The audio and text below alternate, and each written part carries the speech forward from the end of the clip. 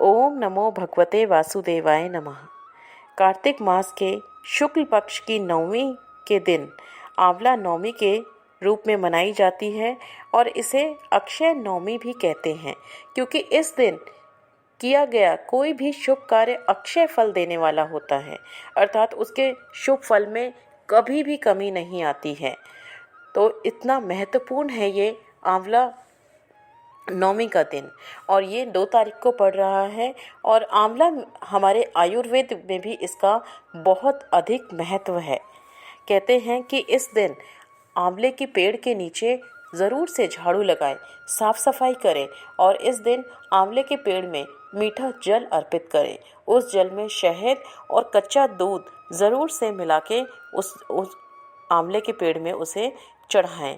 और इसके साथ साथ जो भी व्यक्ति या जो भी ऐसे लोग हैं जो बहुत लंबे समय से किसी बीमारी से जूझ रहे हैं, ठीक नहीं हो पा रहे हैं, या जिनको बहुत अधिक शारीरिक कष्ट है, वो उस दिन आंवले के पेड़ के नीचे अगर बैठ के भोजन करते हैं तो ये उनके स्वास्थ्य के लिए बहुत ही उत्तम होता है।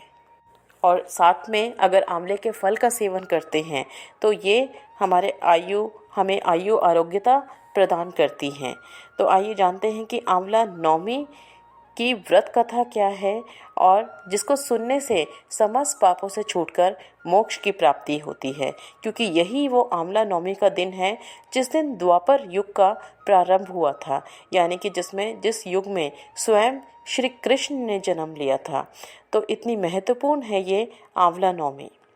आइए आंवला नवमी की कथा का रसपान करते हैं।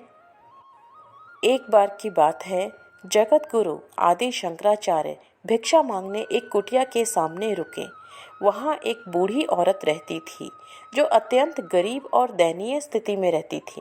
शंकराचार्य जी की आवाज़ सुनकर वह बूढ़ी औरत अपनी कुटिया से बाहर आई और उसके हाथ में एक सूखा आंवला था। वह बोली, हे महात्मन, मेरे पास इस सूखे आंवले के सिवाय और कुछ भी देने को नहीं है जो भिक्षा मैं आपको दे सकूं। शंकराचार्य को उसकी स्थिति पर बहुत दया आई और उन्होंने उसी समय उसकी मदद करने का प्रण लिया। उन्होंने अपनी आंखें बंद की और मंत्र के रूप में 22 श्लोक बोले। ये 22 श्लोक कनकधारा स्तोत्र के थे। माँ लक्ष्मी ने दिव्य दर्शन दिए और इससे प्रसन्न होकर माँ लक्ष्मी ने उन्हें दिव्य दर्शन देकर कहा कि शंकराचार्य, इस औरत ने अपने पूर्व जन्म में कोई भी वस्तु कभी दान नहीं की। ये अत्यंत कंजूस थी और मजबूरीवश अगर किसी को दान भी देना पड़ता तो यह बहुत ही बुरे मन से उसको दान देती थी। तो इस तरह इस जन्म में इसकी यह हालत हुई है। ये अपने कर्मों का फल भोग रही है, इसलिए मैं इसकी कोई भी सहायता नहीं कर सकती। शंकराचार्य ने देवी लक्ष्मी की बात सुनकर कहा, हे माँ लक्ष्मी, इसने पूर्व जन्म में अवश्य दान धर्म नहीं किया है, लेकिन इस जन्म में इसने पूर्ण श्रद्धा से मुझे ये सूखा आंवला भेंट किया है। इसके घर में कुछ भी ना होते हुए भी इसने मुझे इसे सौंप दिया है। इस समय इसके पास यही सबसे बड़ी पूंजी है, तो क्या इतना भेंट करना पर्याप्त नहीं है?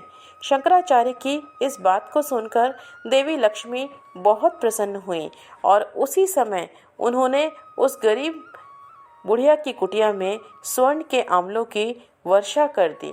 तो जिस तरह माँ लक्ष्मी ने उस बुढ़िया की कुटिया में स्वर्ण के आंवलों की वर्षा की, उसे धन धान्य से भर दिया, उसी प्रकार माँ लक्ष्मी उनकी व्रत कथा सुनने वाले सभी भक्तों पर अपनी कृपा करें और उनके घर को धन धान्य से परिपूर्ण करें।